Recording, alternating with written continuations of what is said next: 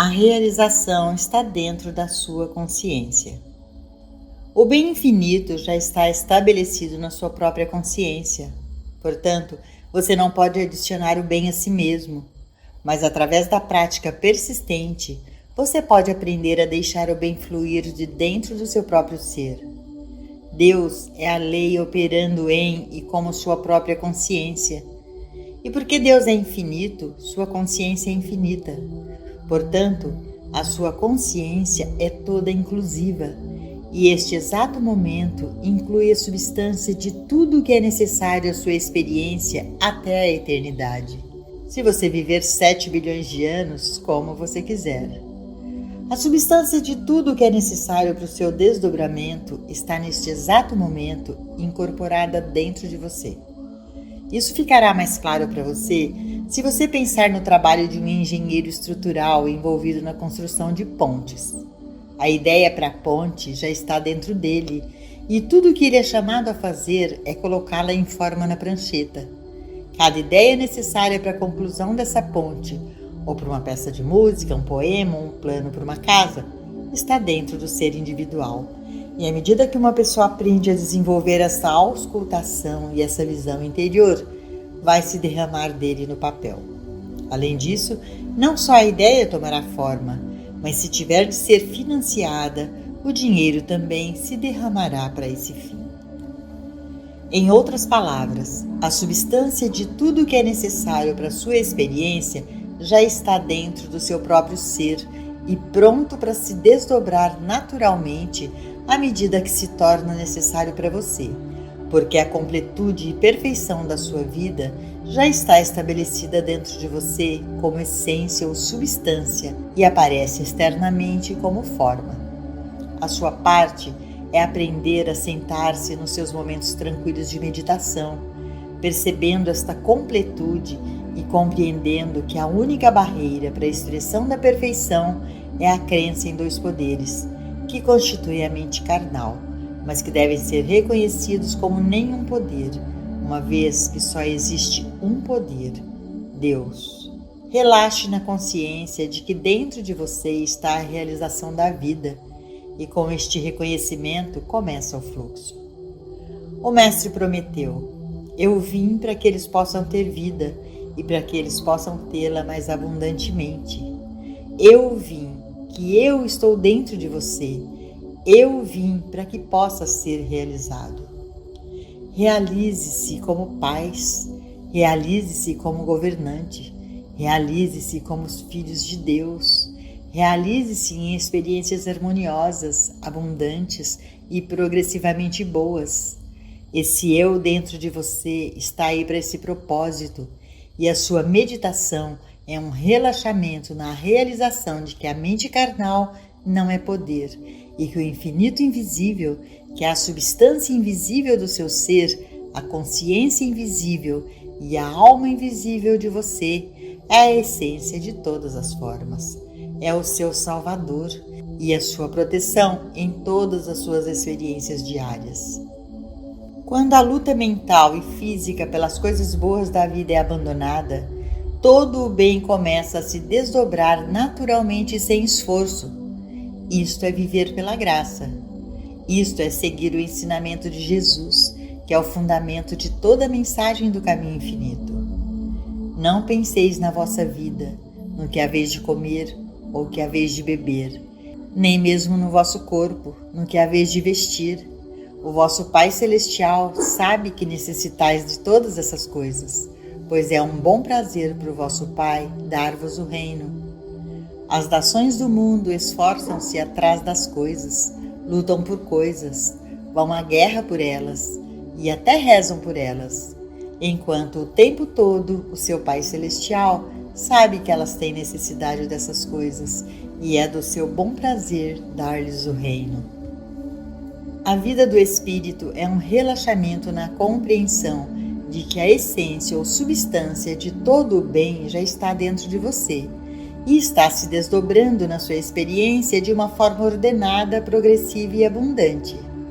Essa é a nova vida pela graça, em que o Cristo está vivo e ativo na sua consciência, e a partir de então, será impossível para você evitar experimentar os frutos do Cristo. Mas em que medida? Dependerá de você. O princípio está claramente estabelecido e, portanto, o grau ou a quantidade de frutos experimentados repousa em você individualmente. Através da mesa. O caminho infinito é como o meu reino, que o Mestre nos diz não é deste mundo, e a função do caminho infinito não é nos dar meramente a paz que este mundo dá, mas uma paz mais profunda, mais duradoura. Do ponto de vista prático, isto significa que, embora não nos preocupemos principalmente em curar corpos doentes ou aumentar a quantia dos nossos dólares, no entanto, à medida que este meu reino e minha paz são alcançados, a saúde da mente, do corpo e suprimento são as inevitáveis coisas acrescentadas. O objetivo da nossa realização é a consciência espiritual. Nossos escritos e gravações revelam os princípios da vida espiritual, que, quando praticados, aprofundam e enriquecem a consciência. Esta consciência alcançada é o Cristo que agora vive as nossas vidas. Torna-se o nosso pão, carne, vinho e água. Torna-se a ressurreição do túmulo da vida material, elevando-nos à vida de filiação divina, para que não vivamos mais pela força nem pelo poder, mas como um herdeiro de Deus. No trabalho de cura, lembra-se de que não podemos encontrar um problema no nível do problema, isto é, não podemos alcançar a saúde superando doenças, não podemos ter abundância aumentando a nossa oferta de dólares, não podemos alcançar companheirismo por amizades ou casamento. Somente voltando o pensamento da aparência para a realização de Deus como onipresença e onipotência e alcançando a experiência real ou a consciência do infinito invisível, é que encontramos as harmonias da vida aparecendo consistentemente e abundantemente. As provas visíveis podem muito bem ser a saúde da mente e do corpo, a abundância de suprimentos e amizades satisfatórias ou casamento. Isto vem como fruto da consciência alcançada de Deus. Em Vivendo o Caminho Infinito há um capítulo, Deus é onipresente, que trata mais detalhadamente deste assunto. Nosso estudo e prática irão certamente revelar uma vida plena e rica, completa com as coisas acrescentadas, quando o nosso desejo pelas coisas deu lugar ao desejo de conhecer Deus, a quem conhecer corretamente é vida eterna. Aqueles que estão no caminho espiritual não morrem. Fazem uma transição que não está de modo algum relacionada com o que o mundo chama de morrer, porque esta transição não é um ato próprio, é um ato de Deus e acontece pela graça de Deus. Se você olhar para trás em sua própria experiência, terá uma compreensão melhor de todo este assunto. Você veio a este mundo como uma criança e quando fez a transição da infância para a juventude, com um corpo de aparência totalmente diferente, você não morreu ou passou adiante, simplesmente fez uma transição. Alguns anos depois disso, você atingiu a idade da puberdade e outra mudança ocorreu no seu corpo. Mas não estava morrendo ou passando, era apenas uma etapa de transição para outra fase da vida. Então, ao chegar à adolescência, você passou para outra fase da vida, completamente diferente do estágio de 12, 13 ou 14 anos. Toda a vida assumiu uma compleição diferente porque você fez uma transição da juventude. As bonecas e brinquedos já não lhe interessavam, e mesmo o basquetebol, o beisebol e o futebol deixaram de ser o centro do seu mundo, porque o mundo fora do parque infantil e o filme de bairro se estendia em horizontes cada vez mais alargados. Então, você continuou até que um dia você se encontrou na verdade, e quando se tornou um estudante sério da verdade, encontrou-se noutro mundo. Um mundo em que o jogo de cartas, o golfe, a dança e o teatro ocupavam um lugar menor na sua vida e, em alguns casos, foram deixados completamente para trás. porque agora, nesta nova vida, a sua atenção estava centrada em Deus. Foi uma transição de este mundo, o mundo a que Jesus se referiu quando disse: Eu venci o mundo. João 16:33. Não houve morte nessa transição, exceto uma morte para a materialidade, ou o que Paulo chamou morrer diariamente. Morrendo diariamente para velhos modos de pensamento e confiança. Houve um tempo na nossa experiência em que a nossa principal preocupação era que tivéssemos um coração normal e uma pressão sanguínea normal. Confiávamos na comida, no clima ou na dieta, enquanto que agora a nossa única confiança é a nossa realização de Deus. É uma transição completa de este mundo para um novo mundo, um novo estado de consciência, que foi justamente chamado de quarta dimensão da vida, na qual vivemos uma existência quase completamente espiritual e na qual não é colocada a dependência em nada ou ninguém no mundo externo. E assim vamos de transição em transição até que um dia não o fazemos, mas é feito por nós. Passamos da vista e, sem dúvida, no que diz respeito ao resto do mundo, deixaremos um corpo para ser enterrado ou cremado. Isso também faz parte do sentido ilusório da existência humana. Mas não haverá corpo lá, porque levamos o nosso corpo conosco para onde quer que formos. Somente os espiritualmente iluminados recebem o sinal da imortalidade. Quando Pilatos lembrou a Jesus que tinha poder para crucificá-lo ou para libertá-lo, Jesus respondeu: Não poderias ter nenhum poder contra mim se não te fosse dado do alto. João 19:11. Pilatos não tinha poder para tirar a vida de Jesus e, de fato, ele provavelmente não teria tido poder para crucificá-lo se Jesus não estivesse disposto a submeter-se a ele. Submeter-se à crucificação era a forma de Jesus provar ao mundo que podia dar a sua vida e que podia retomá-la novamente, demonstrando assim não só que Pilatos não tinha poder para tirar a vida de Jesus, mas que nenhum poder temporal, nenhum pecado, doença, bala ou bomba tem o poder de tirar a vida de qualquer homem. Nesta era, não nos submetemos voluntariamente a ser baleados, crucificados ou bombardeados, mas sabemos que se por qualquer razão fôssemos submetidos a tais experiências, nossas vidas não estariam em jogo, porque não há poder temporal que possa destruir a vida. Poucos há no mundo de hoje, no entanto, que não se oponham violentamente a isso, porque o mundo em geral coloca sua fé e confiança apenas naquilo que pode compreender e agarrar através dos 5 sentidos físicos. Quase a nada mais é dado crédito. Isto foi igualmente verdade logo nos primeiros dias da era cristã, quando apenas os espiritualmente iluminados viram Jesus após a ressurreição.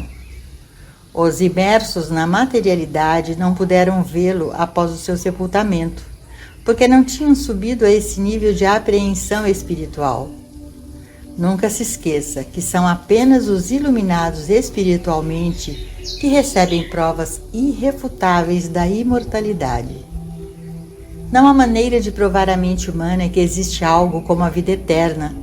E, além disso, não só a vida eterna depois do que é denominado de morte, mas a vida eterna aqui e agora, indestrutível e imortal.